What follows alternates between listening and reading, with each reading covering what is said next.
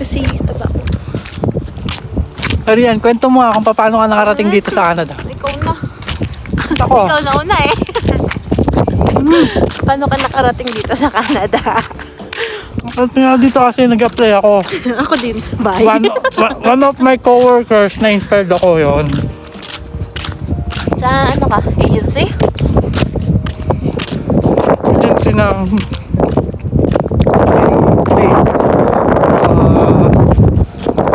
GTCC Taipei. Nasa ka? Nasa Taiwan? Taiwan ako. Kaohsiung. Gusto mo din, di ba?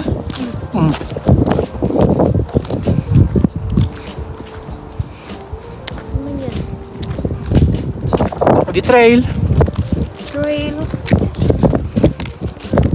Lalakad-lakad lang kami guys. Kasi nga, boring. Lagi-lagi na sasakyan. Baka kami May stroke. ma-stroke. Kaya galaw-galaw din. Eh, paano ka nag-apply? Una, paano process? Di kasi ganito muna yon. Kasi nung una, nagulat na lang kami yung isang katrabaho namin. Nag-resign pero hindi namin alam na pupunta pala siya dito sa Canada nga. So, bilang isang ka-workmate siya, na-inspired kami kung paano niya ginawa yun. So, syempre, tinanong namin siya kung saan siya nag-apply. So, parang nagkaroon kami saan siya nag-apply na agency. Yung pala sa Taipei, napakalayo. Kasi sa Kaohsiung kami, dulo to dulo. So, kailangan namin gumawa ng paraan. So, kinontak namin yung GTCC. Then, parang meron silang orientation sa Kaohsiung. Diba? Kasama ka pa nun. Ayun, may orientation. So, ganun yung nangyari. Kaya, by that time, tinanong namin. Tsaka, preferred na rin kasi ako noon that time. Kasi parang, kung ano yung sabihin, nakahanda kami para sa advance payment. Parang ganun. Parang reservation, parang ganun. Parang kung sino yung may available na yung employer, interview ka, di ba tama? So, kasi kung wala kang in advance, parang paano ka nila ila-line up sa interview, parang gano'n, di ba? Tama naman. So, Ako sa middle lang ayun nga. So, yun na. Mga couple of months. So, nag-aantay ng interview hanggang sa dumating na ngayon. Interview, napakalayo. Kung babiyahe pa kami ng Kaohsiung to Taipei, diba? Pag bus kasi 5 hours. naman, ano lang. Pag train, pwedeng online pero which is mas the best pa rin talaga magpakita ka in personal kasi parang Gag-guide ka nila. may guidelines din kung paano mo makakapag-prepared ka, hindi unless kapag ka online lang, parang sarili mo lang yun nandun, parang nakakakaba rin. Pero which is good naman kasi kahit in person tayo pumunta, yun pa rin, parang naging goods pa rin naman yung result. After that, pag interview, so parang namimili na yung employer, parang hanggang sa dalawa na lang yata kaming pinili. O hindi, tatlo muna pinabalik. Kasi sa based on my experience, kasi parang three times akong in-interview ng employer. Parang kung hindi ako nagkakamali, ganun nga, di ba tama? Tatlo. So lahat ng tatlo na yon pagpunta ako sa Taipei. Kaya which is naranasan namin kung paano lahat mag-bus papunta doon, it's 5 hours. Mag-bullet train, 1 hour and 45 minutes. Tama, tas yung kway-kway yata yun, it's parang kulang-kulang 3 hours, parang ganun. So after nung 3 times interview, parang anong 2 times muna, parang dalawa na lang kami yung pinagpipilian sa amin. Kumbaga parang sinabi namin na kung sino yung mapili sa amin, in-inform agad kami kung paano, kung sino yung pumasa o hindi. So parang ayun, parang siguro pinalad na rin ako yung napili, kaya Dire-diretso na. Pandemic yun, di ba? pandemic. Kaya yun, ako yung napili. Yung isang kasama ko, pag parang in-inform ko siya base sa kasunduan namin na kung sino yung makakapasa, na ganun nga, i-inform kung sino yung nakapasa. So, ganun nga. Pero, which is good din naman kasi nandito rin naman na siya sa Canada, di ba? Tama? Which is, from right now, parang nakuha niya na yung pamilya niya based on my, kasi pinapanood ko rin yung vlog niya. Parang shoutout sa'yo. Kumbaga, alam mo na kung sino ka.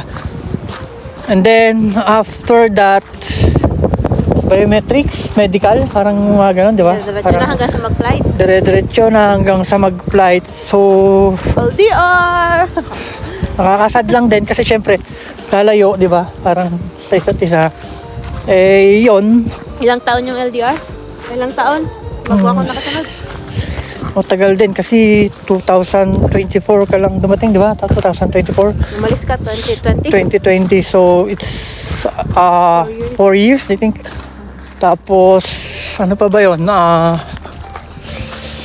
So, bago mangyari yun, kasi syempre, flight na nga namin. So, di ko makakalimutan yun na I was cried that time. Parang, naging emotional ako kasi syempre may naiiwan tayo. Kumbaga parang, diba parang ang hirap isipin na ganun pala yung feelings kapag may maiiwan ka. Pero okay lang kasi which is good right now na magkasama na kami.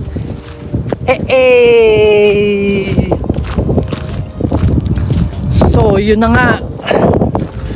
Sa susunod na namin ikukwento yung pagdating na dito kung paano siya nakasunod. From now on, dito pa rin tayo kung paano ako nakarating dito kasi syempre nga yun yung base sa aking experience, and si Rian, tatanungin natin siya mamaya kung paano siya nakarating dito para magkaroon din kayo ng idea kung on how to come in here or paano nyo matutulungan yung isa't isa kung baga parang meron kayong relatives dito or kamag-anak na ibang malapit sa puso nyo. Yan.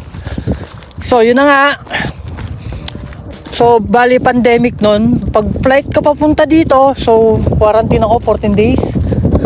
So mahirap din, parang 14 days it's not difficult, parang doon lalabas lahat yung parang nag-iisip ka kung paano paglabas ko dito, kung paano magiging buhay ko kasi panibagong buhay, panibagong simula.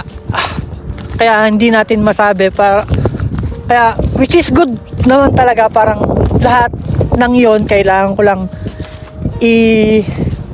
kwento para magkaroon kayo ng idea on how to live in here, parang ganun kung paano kayo nakarating dito. Tama?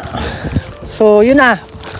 So hindi ko na kayo papahirapan after 14 days. So finally sinunod na ako ng employer ko sa hotel kung saan ako naka-quarantine. So by that time it's nag-i-snow na nun sa labas. So malamig, parang sa akin okay lang muna sa una, which is happy, but tumarating yung a couple of months remaining, yung mga parang sumusunod na araw, it's hindi na pala ganong ka-enjoy gaano. Syempre snow, di ba? Parang sa una masaya sa mga pupunta dito in a first time, but if you're gonna stay here or live in here, work, parang ang hirap kasi parang yun yung parang one of the struggle na kung papasok ka sa trabaho, parang ang lamig-lamig, diba tama? Parang so yun na, parang yun na, tuloy-tuloy na, nakapagtrabaho na ako. So mahirap kasi minimum lang din yung sahod nung dumating ako nun, diba? Parang pero okay naman kasi Nakapag-ipon ka naman. nakakapag-ipon naman kasi matipid yung bahay kasi namin, from walking distance lang from at least siguro mga maglalakad ka lang ng 7 minutes from bahay to work, parang ganon. Tapos nasa Ontario pa, farm.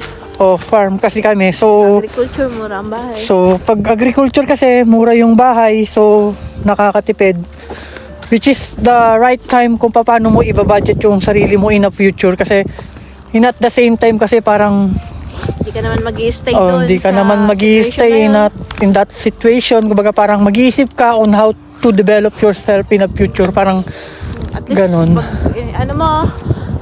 Pag level up mo, may pera. Tama. So guys, yun lang muna. At marami pang iba, kumbaga parang yun yung mga purposes kung paano ko narating. Yung natatandaan. Parang yeah, yun lang yung na-inspired lang ako. One of my courtmates nga, again, alam niya kung sino siya, kumbaga parang bilang respeto na rin, hindi na natin babanggitin, pero at least right now, in the next video siguro kukwento namin kung paano si Rian nakarating dito, kasi nga naikwento ko na sa inyo na yun nga, Ayun, nakarating na. nandito na siya dito. So Ayun yung bahay natin. Tapos nasaan na tayo? kaya nga.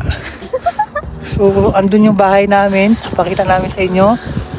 Andun, so, which is doon. So layo na lang dinating namin. So gubat na to, pero Doon tayo daan. Paikot na. saan? Doon na. Ito na nga yun. Gina, bye-bye. So yun lang muna, kumbaga parang that's our vlog together in a first time. So hope you guys na pagka may mga tanong kayo, huwag nyong kayo mayang magtanong, kumbaga para kasi sa amin kasi kumbaga based on our experience, masasagot namin yung tanong ninyo sa abot namin makakaya, tama? Parang diba, tama? So guys, sa susunod, baga parang tuloy-tuloy natin to para May ahas. tuloy-tuloy natin to para marami pang baga magkaroon ng idea on how I come in here, kung paano rin kayo makakapunta rito, kung baga parang simple details, kung baga parang makakapagpabago ng buhay nyo, parang ganon. So ganon na nga. Sige, hanggang sa susunod na lang ulit, at kami napunta na sa gubat, which is okay naman kasi Hindi ka na natapos. tingin namin. Kanina ka pagpapahal. Oh, babay na ulit, sa susunod na ulit.